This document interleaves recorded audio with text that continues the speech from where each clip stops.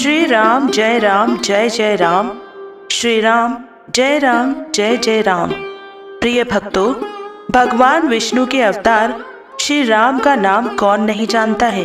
रामायण महाकाव्य के रचयिता महर्षि वाल्मीकि ने अपने ग्रंथ में लिखा है कि भगवान श्री राम में वैदिक सनातन धर्म की आत्मा कहे जाने वाले सभी गुण विद्यमान हैं। भगवान राम को पुरुषों में सबसे उत्तम पुरुष अर्थात मर्यादा पुरुषोत्तम भी कहा जाता है। आइए जानते हैं भगवान राम से जुड़े कुछ रोचक तथ्यों के बारे में। भगवान श्री राम का जीवन परिचय। त्रेता युग में जन्मे भगवान श्री राम अयोध्या के महाराज दशरथ के सबसे बड़े पुत्र थे। लक्ष्मण, भरत, शत्रुघ्न राम के भाई थे।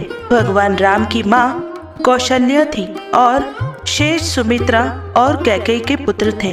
भगवान राम का विवाह मिथिला नरेश राजा जनक की पुत्री सीता के साथ हुआ था।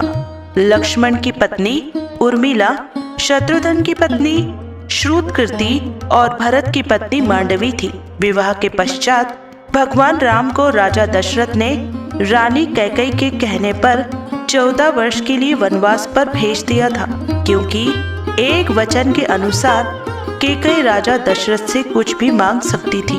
तो रानी कैकेयी ने दासी मंदोदरी के उकसाने पर भरत को अयोध्या का राजा बनाने और राम को वनवास देने की इच्छा जताई और पिता की आज्ञा का पालन करके भगवान राम सीता और लक्ष्मण के साथ वन की ओर चले गए। ब्रह्मा, विष्णु तथा महेश में से भगवान विष्णु ने संसार की भलाई के लिए कई अवतार लिए हैं। भगवान विष्णु द्वारा कुल 10 अवतार लिए गए, जिसमें से भगवान राम 7वें अवतार माने जाते हैं और यह अवतार भगवान विष्णु के सभी अवतारों में से एक सबसे ज्यादा पूजनीय माना जाता है। भगवान श्री राम के बारे में महर्षि वाल्मीकि द्वारा अनेक कथाएं लिखी गई हैं। वाल्मीकि के अलावा प्रसिद्ध महाकवि तुलसीदास ने भी श्री राम के महत्व को लोगों को समझाया है। भगवान राम ने कई ऐसे महान कार्य किए हैं जिसने हिंदू धर्म को एक गौरवमयी इतिहास प्रदान किया है। भगवान विष्णु ने राम बनकर असुरों का संहार करने के लिए पृथ्वी पर जन्म लिया।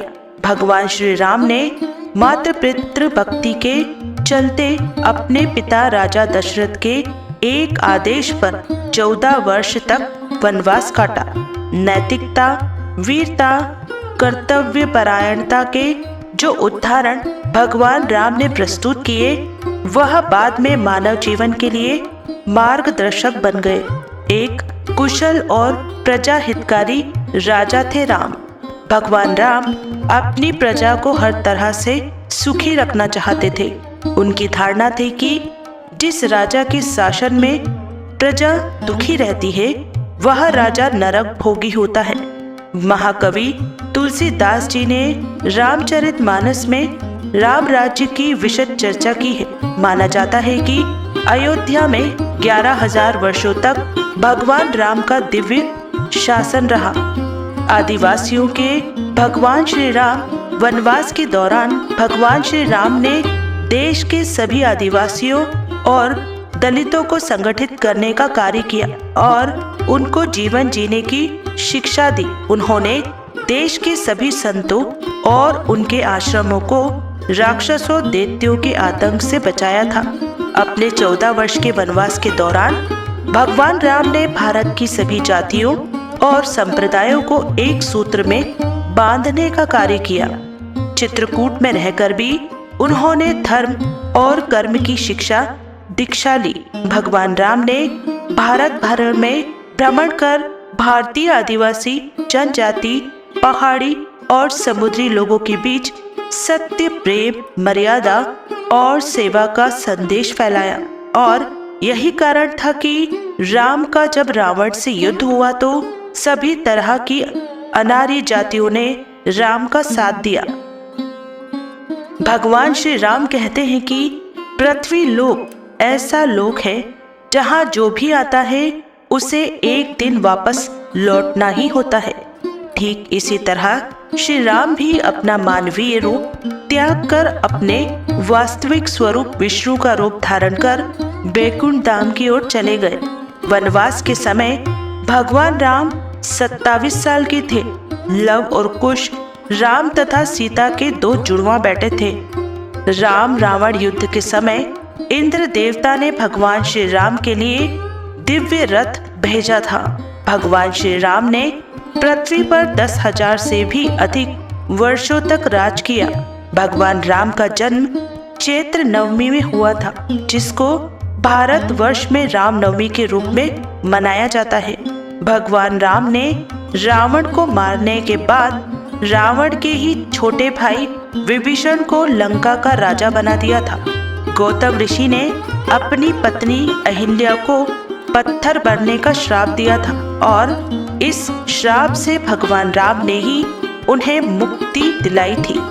अरण्य नाम के एक राजा ने रावण को श्राप दिया था कि वे मेरे वंश से उत्पन्न हुए युवक तेरी मृत्यु का कारण बनेगा, और भगवान राम इन्हीं के वंश में जन्मे थे। माता सीता को रावण की कैद से आजाद कराने के लिए रास्ते में पड़े समुद्र को पार करने के लिए भगवान राम ने एकादशी व्रत किया था। वनवास वापसी के बाद भगवान राम के अयोध्या वापसी की खुशी में अयोध्या वासियों ने दीप जलाए थे। तब से दिवाली का त्योहार मनाया जाता है। धार्मिक कथाओं के अनुसार भगवान श्री राम के बिना दुनिया भी कुछ नहीं है। ऐसा कहा गया है कि राम के नाम जितना सुंदर नाम है और कोई नहीं है। यह नाम अपने आप में एक मंत्र जाप जैसा है। आप तुलसी की माला से यदि नियमित रूप से 108 बार हमारे दिए गए मंत्रों का जाप या श्रवण करते हैं तो आपकी मनोकामना पूर्ण होती है। इतना ही नहीं, भगवान श्री राम के परम भक्त हनुमान जी को भी प्रसन्न करने के लिए भी आपको यही मंत्र का जाप या श्रवण करना चाहिए। ओम शत्रुजिते नमः। ओम शत्रुजिते नमः। ओम शत्रुजिते नमः।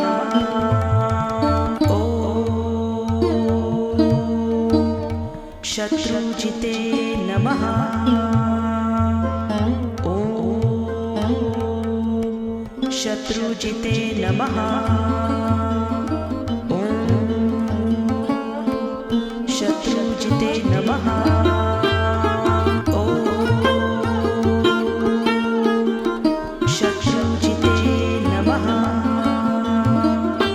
ओम शत्रुजिते नमः। शत्रुजिते नमः। ओम शत्रुजिते नमः। ओम शत्रुजिते नमः। ओम शत्रुजिते नमः। शत्रुजिते नमः।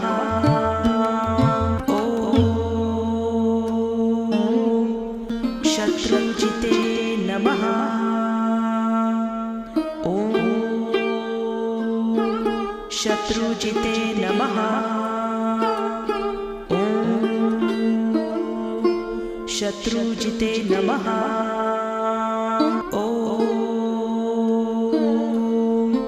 शत्रुजिते नमः। ओम शत्रुजिते नमः। शत्रुजिते नमः। ओम शत्रुजिते नमः। ओम शत्रुजिते नमः। ओम शत्रुजिते नमः। ओम शत्रुजिते नमः।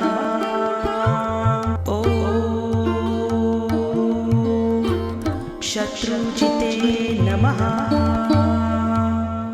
ओम